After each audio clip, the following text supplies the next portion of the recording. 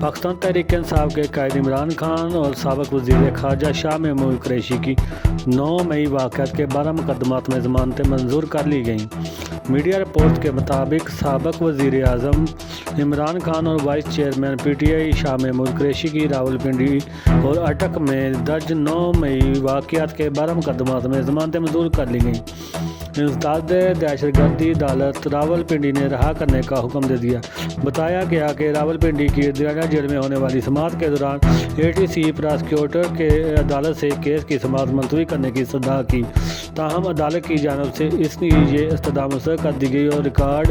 کے مطابق ضمانت کی درخواست پر فیصلہ جاری کر دیا۔ اسی طرح مسلم لیگ کے سربراہ شیخ رشید احمد کی بھی 9 مئی کے کیسز میں ضمانت منظور کر لی گئی۔ اڈیالہ جیل میں انسداد دہشت گردی عدالت نے راولپنڈی نے 9 مئی کے مقدمہ میں درخواست ضمانت کیس میں سابق وزیر داخلہ شیخ رشید کی ضمانت بھی منظور کر لی ہے، جہاں ضمانت کی درخواست کی سماعت انسداد دہشت گردی عدالت نے جج ملک جات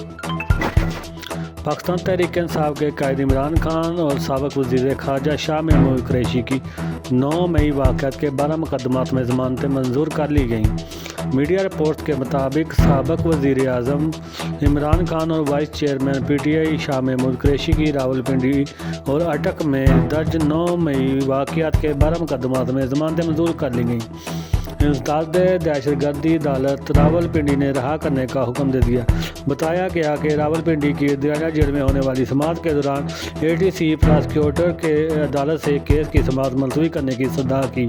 تاہم عدالت کی جانب سے اس کی یہ استدعا مسترد کر دی گئی اور ریکارڈ کے مطابق ضمانت کی درخواست پر فیصلہ جاری کر دیا۔ اسی طرح مسلم لیگ کے سربراہ شیخ رشید احمد کی بھی 9 مئی کے کیسز میں ضمانت منظور کر لی گئی۔ اڈیالہ جیل میں انسداد دہشت گردی عدالت نے راولپنڈی نے 9 مئی کے مقدمہ میں درخواست ضمانت کیس میں سابق وزیر داخلہ شیخ رشید کی ضمانت بھی منظور کر لی ہے، جہاں ضمانت کی درخواست کی سماعت انسداد دہشت گردی عدالت نے جج ملک جات